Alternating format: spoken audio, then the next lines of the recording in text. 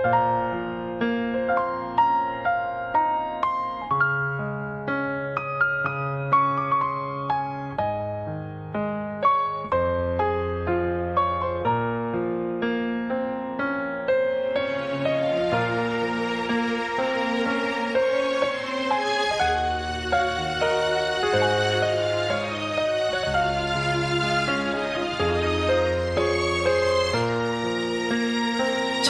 មនុស្សស្រីធម្មតា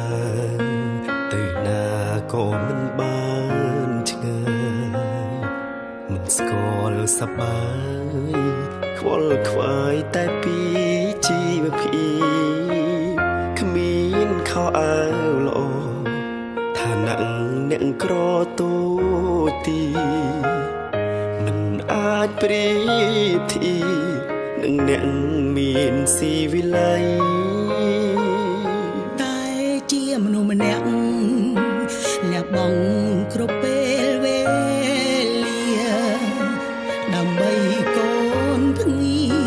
មិនដែលខ្វល់ពីយកថ្ងៃមិនគិតពីខ្លួនឯងប្រឹងប្រែងឈឺជាមិនថ្វី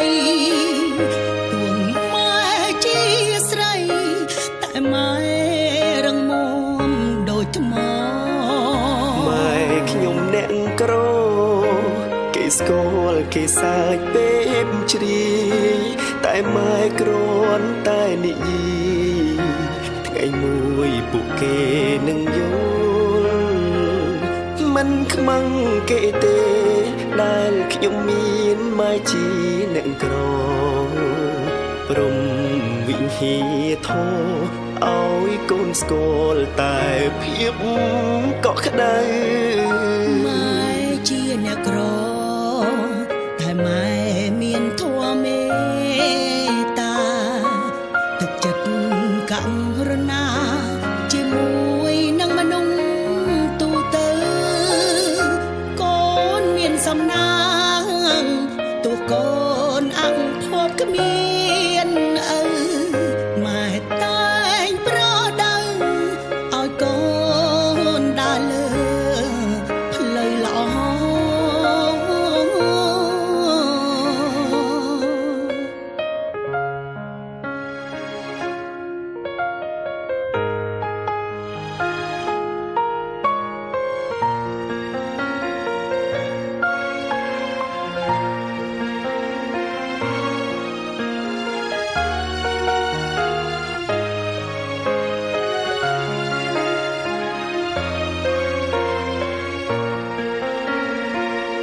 ម៉ែខ្ញុំអ្នកក្រ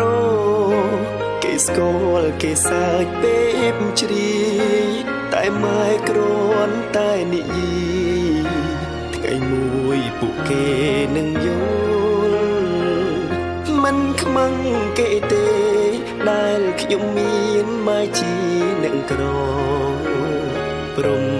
វិហាធម៌ឲ្យកូនស្គាល់តែភាព